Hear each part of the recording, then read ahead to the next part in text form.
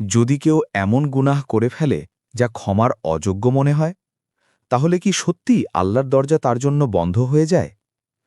আজ আমি আপনাদের এমন একটি ঘটনা শোনাব যা সরাসরি সহি বুখারী ও সহি মুসলিমে বর্ণিত, একটি সত্যিকারের হাদিসের গল্প, যা আপনার হৃদয় কাঁপিয়ে দেবে এবং আল্লাহর রহমতের প্রতি আপনার বিশ্বাস আরও গভীর করে তুলবে।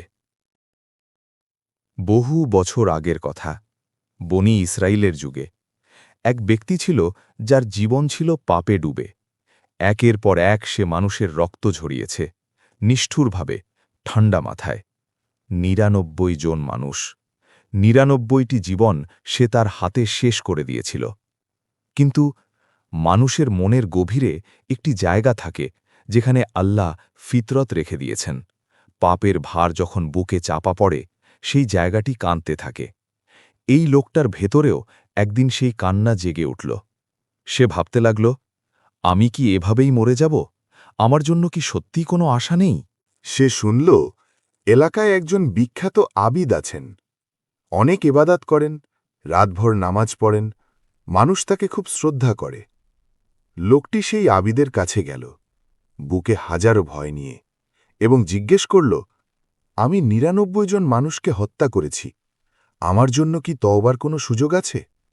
আবিদ একটু থামলেন, তারপর বললেন, না, তোমার জন্য কোনো ক্ষমা নেই।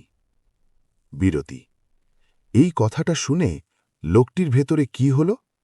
সেই একটু আশার আলো যা জ্বলে উঠেছিল নিভে গেল, আর আবিদের কথায় রাগ জড়ে গেল তার মাথায়।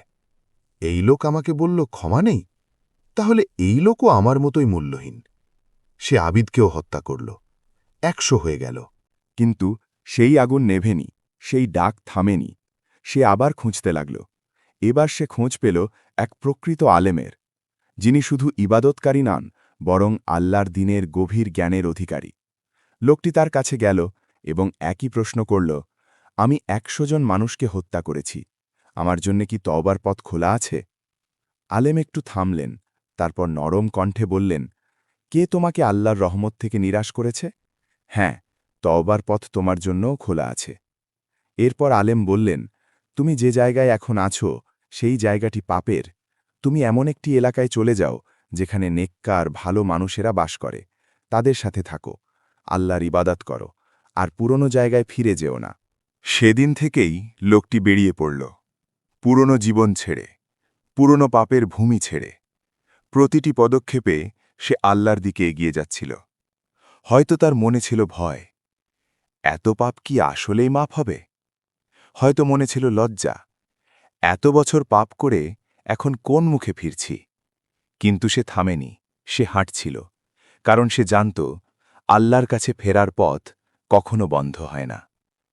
পথ দীর্ঘ ছিল, রোদ ছিল প্রচণ্ড, শরীর ক্লান্ত হয়ে পড়ছিল, কিন্তু মনের ভেতরে একটাই চাওয়া, হে আল্লাহ, আমি ফিরছি, তোমার দিকে ফিরছি। কিন্তু তকদির ছিল ভিন্ন। গন্তব্যে পৌঁছানোর আগেই পথের মধ্যে তার মৃত্যু হয়ে গেল। সে নামাজ কাজা করতে করতে মরেনি, পাপ করতে করতে মরেনি, মরেছে আল্লাহর দিকে হেঁটে যেতে যেতে, তওবার পথে। হাদিসে বর্ণিত আছে, তখন রহমতের ফেরেশতা এবং আজাবের ফেরেশতা উভয়ে এলো তার আত্মা নিতে। আজাবের ফেরেশতা বলল, এ তো ১০০ জন খুনি, এর আত্মা আমিই নিয়ে যাব। রহমতের ফেরেশতা বলল, না, এ তওবা করেছে, আল্লাহর দিকে ফিরেছে। বিতর্ক মেটাতে আল্লাহ তাআলা নির্দেশ করলেন, দুটো জায়গার দূরত্ব মাপো। যে পাপের জায়গা সে ছেড়ে এসেছে আর যে নেককার মানুষদের জায়গায় সে যাচ্ছিল, সে কোনটার কাছাকাছি ছিল। মাপা হল, সে যেখানে মারা গেছে সেই জায়গাটি ভালো মানুষদের এলাকার দিকে ১ বিঘত বেশি কাছে ছিল, এবং আল্লাহ তাআলা তাকে ক্ষমা করে দিলেন। সুবহানাল্লাহ! ১০০ জন খুনি, পথেই মৃত্যু, গন্তব্যে পৌঁছাতেও পারেনি, কিন্তু আল্লাহ তার নিয়ত দেখলেন, তার পদক্ষেপ দেখলেন, তার হৃদয় দেখলেন এবং ক্ষমা করলেন।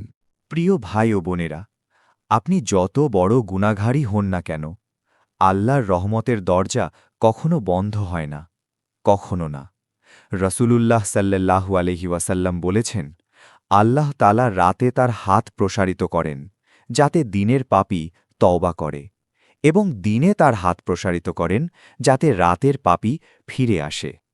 তওবার শর্ত একটাই, সত্যিকারের অনুশোচনা, ফিরে আসার নিয়ত এবং পাপের পথ ছেড়ে দেওয়ার সংকল্প।